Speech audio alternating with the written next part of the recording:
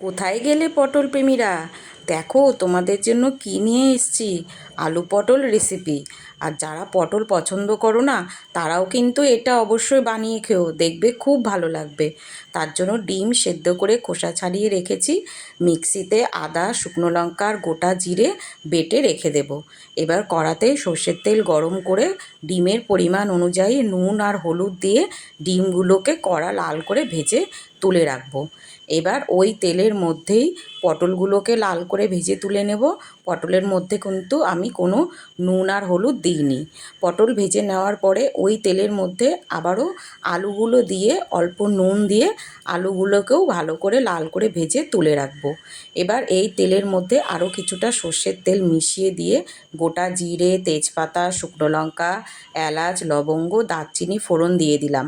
তারপর পেঁয়াজ কুচি দিয়ে ভালো করে লাল করে ভেজে রাখবো। ওই বেশি লাল না, অল্প লাল করে। এবার এর মধ্যে দুটো বড় বড় সাইজের টমেটো কুচি করে দিয়ে দিলাম। একটু নেড়ে চেড়ে নিয়ে এবার বাটা মশলাটা দিয়ে দেব। জিরে, আদা, শুকনো লঙ্কা বাটা মশলাটা দিয়ে একটু ভালো করে নেড়ে চেড়ে মিশিয়ে নিয়ে পরিমাণ মতো নুন, হলুদ গুঁড়ো দিয়ে মশলাটা ভালো করে কষিয়ে নেব। এবার এর মধ্যে আমি কিন্তু আগে রসুন বাটা দিতে ভুলে গেছি।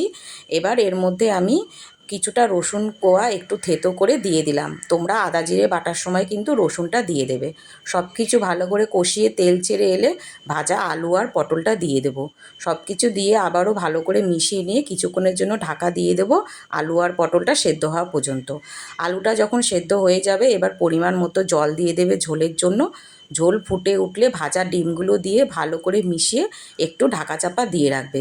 কিছুক্ষণ পর ঢাকনা খুলে দেখবে যখন ডিম আর আলু ভালো করে সেদ্ধ হয়ে সব কিছু এরকম মশলা তেলের ওপর ভেসে উঠেছে, তার মানে বুঝবে ঝোল একদম রেডি।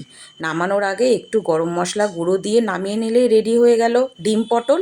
পটলের তো অনেক রেসিপিই খেয়েছো, এটা কিন্তু অবশ্যই ট্রাই করো আর আমাকে জানিও তোমাদের কেমন লাগলো।